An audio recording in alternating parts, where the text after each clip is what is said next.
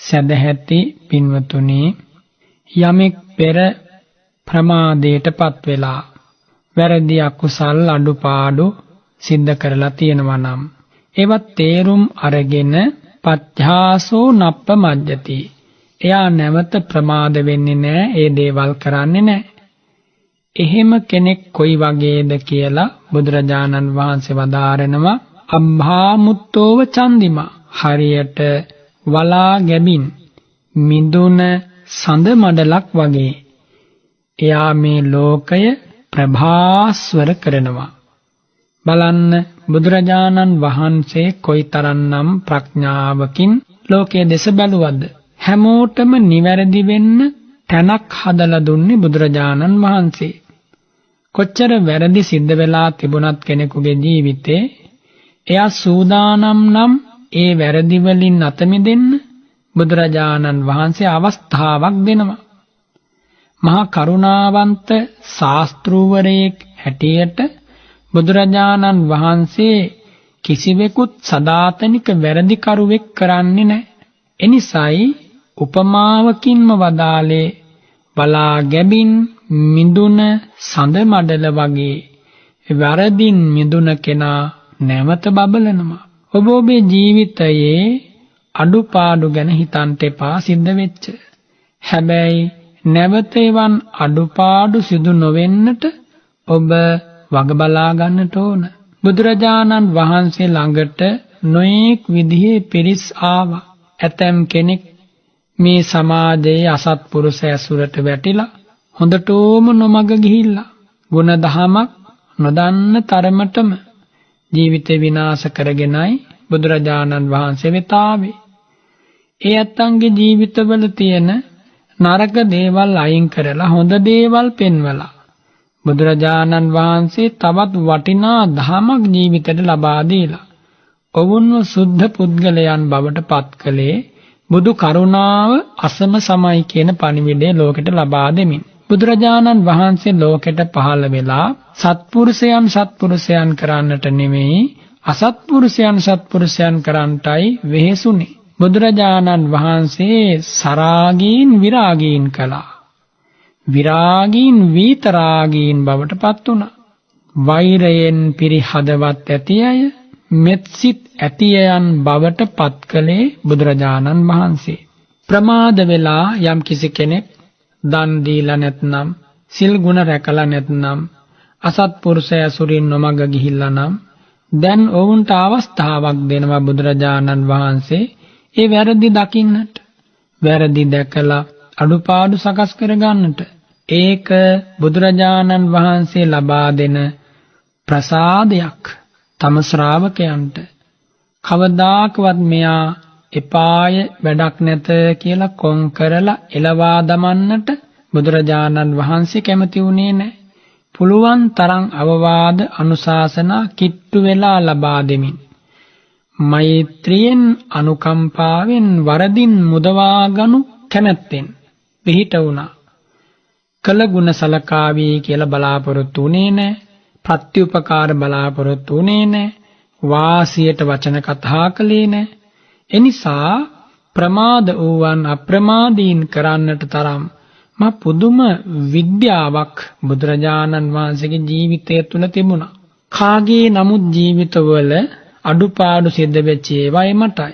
හැබැයි එවන් අඩුපාඩු ආයෙමත් සිද්ධ වෙනවා නම් එතන තියෙන ඇබ්බැහිවීමක්. ඇබ්බැහිවීම බොහෝම භයානකයි. ඒ ඇබ්බැහිවීම යාව අඳුරට හෙලනවා. දුගතියට, නිරයට රැගෙන යන්නේ පාපයට ඇබ්බැහිවීම නිසා. ඕනෑම කෙනෙකුට පුළුවන් මේ මිනිස් චින්තනය නිසා ඇබ්බැහිවීම වලින් නිදහස් වෙන්නට. අපි අකුසලයන්ට යටපත් විය යුතු නැහැ. කුසලයන් වඩවා ගන්නට කම්මැලි වෙන්නත් හොඳ නැහැ. සුකරාණි අසාධූනි, අයහපත් දේවල් සිද්ධ කරන එක පහසුයි. ඒ වගේම යමක් Tamanට හිතසුව පිණිස පවතිනවා නම් ඒ දේවල් සිද්ධ කරන එක පහසු වන්නේ නැහැ. ඒත් බුදුරජාණන් වහන්සේ දියුණු කළේ ලෝකයේ උපරිම මට්ටමකට ගුණධර්ම. කාගෙන්වත් අහලා ඉගෙනගෙන එහෙම නෙමෙයි. බුදුරජාණන් වහන්සේටම සුවිශේෂී චින්තන ක්‍රමයකින් රජමැදුරින් ඉවත් වූ දාපටන් සිත හැසිරෙව්වා. සසරක් පුරාවට ගෙන පාරමී ශක්තියත් මේ ජීවිතයේ චින්තන විශේෂයත් නිසා ඒ සිද්ධාර්ථ මහ බෝසතාණන් වහන්සේ ලෞතුරා බුදුරජාණන් වහන්සේ නමක් වුණා. ජීවිතය අවබෝධ කරපු මුනිවරු බුදුරජාණන් වහන්සේගේ ශ්‍රාවකයෝ බවට පත් වුණා. ඒ නිසා වැරදි අඩුපාඩු හදා ගන්නට, නිවැරදි වෙන්නට අවස්ථාවක් දෙනවා බුදුරජාණන් වහන්සේ බොහෝම කරුණාවෙන්. නිවැරදි දේ නිවැරදි ලෙසත්, වැරදි දේ වැරදි ලෙසත් දකින්නට පුළුවන් උපේක්ෂා සහගත මානසික පසුබිමක් බුදුරජාණන් වහන්සේට තිබුණා. බුදුරජාණන් වහන්සේ කිසිදාක අසරණයාය කියා, දුගියාය කියා, කුලහීනයාය කියා නොසලකා හිටියේ නැහැ. නොසලකා හිටියේ නැත්තේ බුදුරජාණන් වහන්සේ දන්නවා කුලය නෙමෙයි සංසාරේ පින, සංසාරේ ගුණය, වාසනාව තියෙන කෙනෙකුට හැමදාකම ජීවිතයේ මහ ප්‍රඥාවෙන් විනිවිද දක්නා නුවණින් ධර්මතා විශ්ලේෂණය කරගන්නට හැකියාව ලැබී තියෙනවා කියලා භාග්‍යවතුන් වහන්සේ දකිනවා. ඒ දේශනාව බුදුරජාණන් වහන්සේගේ සිරිමුව මඩලින් ගලා ආවේ හරියට සුනීල දිය ධාරක් වගේ. ආර්ය අෂ්ටාංගික මාර්ගයේ නම් වූ රළපතරින් අලංකාර වෙලා ගලා බසින්නේ නිර්වාණය නම් වූ මහ මුහුදට.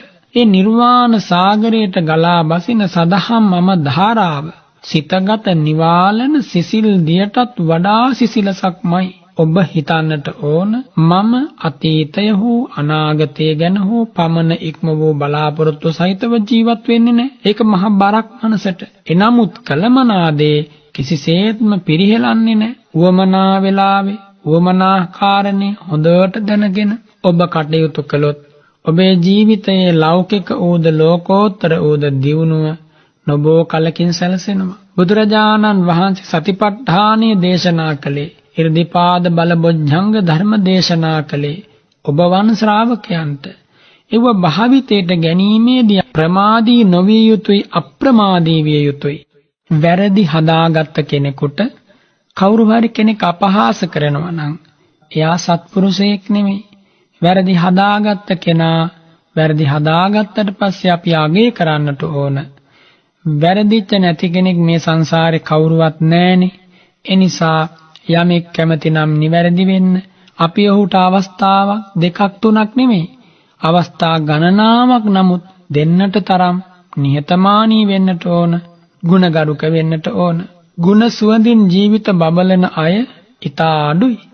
එනිසා බබලන ගුණ සුවඳක් සහිත ජීවිත බිහි කිරීමේ නායකත්වයේ දරූ බුදුරජාණන් වහන්සේත් සමග යම්කිසි කෙනෙක් මේ මහ පොළවේ ඇති නැති තැන ආත්ම සම්නිර්යාතන සරණාගමණයෙන් බුදුන් සරණ යමින් ප්‍රතිඥා ලබා දුන්නා නම් ඔහුගෙන් ලබා දිය යුතු දායාදේ කුමක්ද?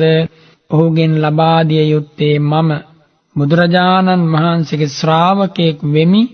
මම ඒ බුදුරජාණන් වහන්සේ සරණ කොට ජීවත් වෙමි.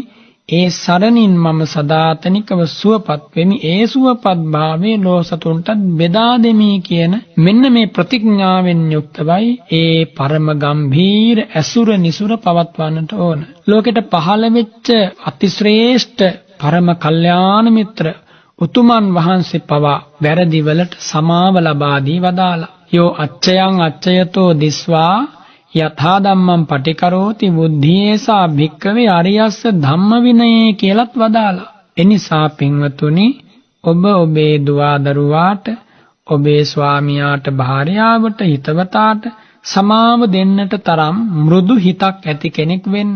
හිත දැඩි කරගන්න එපා. හැබැයි මේ මෘදු භව අඥාන මෘදු බවක් කරගන්නටත් නරකයි. මෘදු විය යුතු තැන මෘදු වෙමින්, දැඩි විය යුතු තැන දැඩි වෙමින්, ඒ වුණත් වෙඬරු පිටක් සදිසිව උණුවන හිතක් ඇතිව ඔබ ඔබේ ජීවිතය ගෙන ගියොත් එමගින් සුවිශාල මෙහෙවරක් තමාට සිද්ධ කරගත්තා වෙනවා. පින්වතුනි, දවසක් ජීවත් වුණත් ඇතිනේ ಗುಣධර්ම පුරමින්. අවුරුදු 100ක් ಗುಣධර්ම නැතුව ජීවත් වෙනවට වඩා.